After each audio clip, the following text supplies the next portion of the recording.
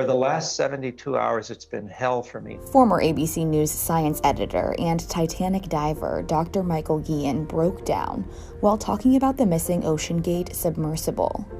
The journalist joined ITV's This Morning on Thursday and reflected on his own life-threatening experience. He also cried as he spoke about the 5 people believed to be on board the currently lost vessel. It's almost like I feel I'm down there with them. I know what they went through. I feel it. I'm very empathetic towards it. And I was hoping that they would experience that second chance at life that I did. And I almost feel guilty talking to you this morning about how I was given that second chance. But it's pretty remote that they're going to be given a second chance. And it's just a terrible way to go. My only hope and prayer is that they experience that sense of peace that I did when I was ready to let go of my life. That's the only thing that I cling to, but this has been hell. Well, listen, we're so sorry. It's almost like I'm down there with them. I'm so sorry that this is all bringing it back for you, but thank you so much for sharing a story, because you're one of the only people. I know. We start every show with we can't imagine what they're going through, but you are one of the only people in the world that can imagine what they're going through, and so it's an incredible insight, and it's a very difficult one for you to share. But thank you so much for doing it. Thank you. Yeah, your wise words. His emotional moment comes after officials say they believe the submersible has run out of breathable air as the search for it continues. During the somber interview, Dr. Guillen explained the dangers he faced on his own journey to the Titanic wreckage. We left from Halifax, Nova Scotia, parked above the point where the Titanic went down in the North Atlantic. The dive went beautifully, 2.5 hours down. We toured the bow to begin with. We had a moment of prayer to commemorate the memory of the people who lost their lives down there. That hit me really hard.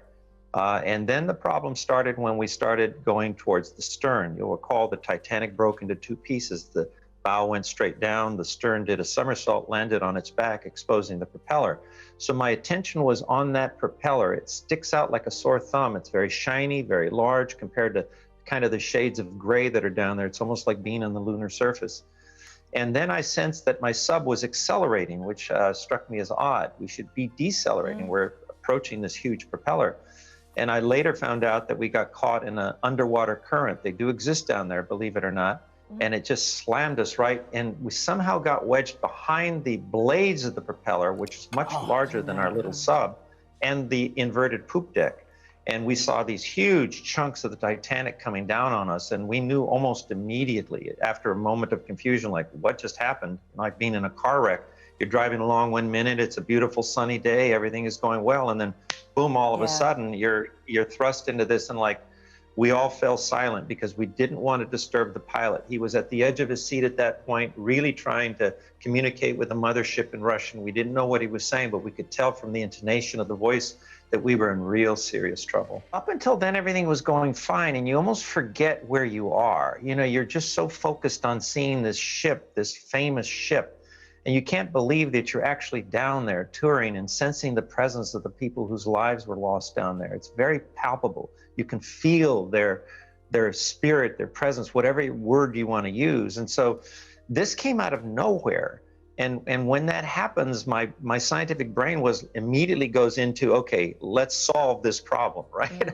I've reared my son to believe that for every problem there is an optimal solution, not just a solution, but an optimal one. So that's where I went. That was my default position.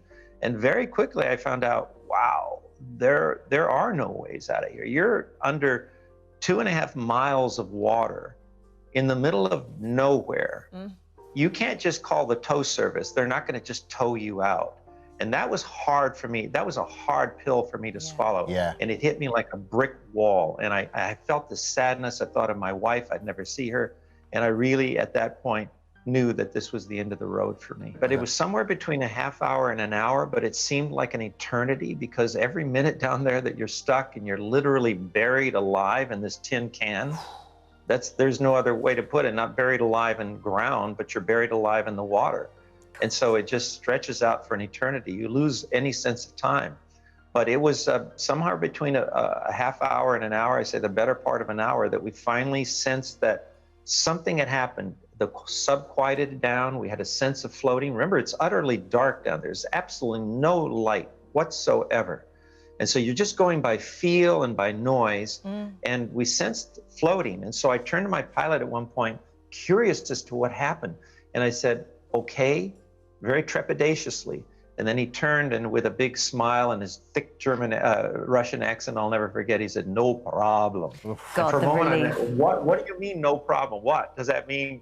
I thought maybe the engine was dead and we were literally dead in the water. And I realized, oh my gosh, we've been given a second chance at life just when I was ready to cross over. And that's a feeling I'll never forget. I bet. Access Hollywood also heard directly from someone who took a similar journey with Oceangate last year, CBS News journalist and Unsung Science podcast host David Pogue. Oceangate Expeditions offers you the once-in-a-lifetime opportunity. Who are the typical clientele for these missions? We've had people who have mortgaged their home to come and do the trip. We had one gentleman who had won the lottery. Oceangate, the company behind the current underwater mission, successfully reached the Titanic for the first time in 2021. It's a dive that takes you down 2.5 miles to view the ship's remains in a carbon fiber submersible. The cost? $250,000. David Pogue from CBS News was a bit nervous when invited to go along last year. An experimental submersible vessel that has not been approved or certified by any regulatory body and could result in physical injury, disability, emotional trauma, or death. Where do I sign? We spoke with Pogue today about his expedition. I was really terrified the night before, mainly because there were so many things that I thought could go wrong. I was reassured the more I got to know this submersible, how many safety checks, how many checklists, how many inspections. By the time we got in the sub, I was really excited. Oh, take your shoes off, that's customary. The inside of the submersible is about the size of a minivan, seating 5 people, no chairs. It takes 10 to 12 hours to go down to the seafloor, tour the Titanic, and return to the surface. At the time of his trip, Pogue reported on some of the pieces of the sub which seemed improvised. He questioned Oceangate CEO Stockton Rush, who is now reported to be on the missing vessel.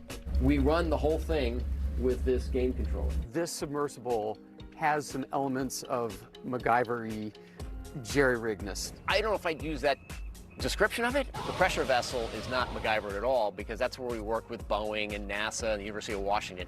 Everything else can fail.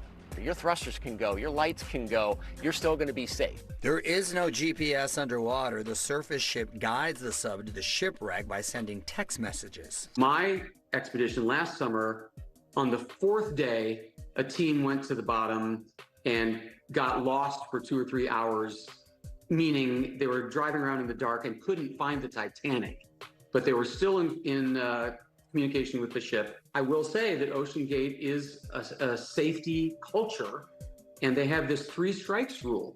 If 3 things go wrong, no matter how tiny, the dive is aborted. Oh, look at that. Titanic director James Cameron has taken a similar dive. He went back to see the Titanic's remains for a second time following the release of the film in 1997. This time, he took along its star Bill Paxton and filmed it for the 2003 documentary Ghosts of the Abyss. It's dangerous. You'd have to be thoughtless not to really appreciate just how deep you're going. Pretty cool. I always tell people that the first hour, I actually thought I was going to die. And I was afraid I was going to die, and then the second hour I was afraid I wasn't going to die because it was so miserable. Such an awful story. We're going to, of course, continue to monitor this story for you.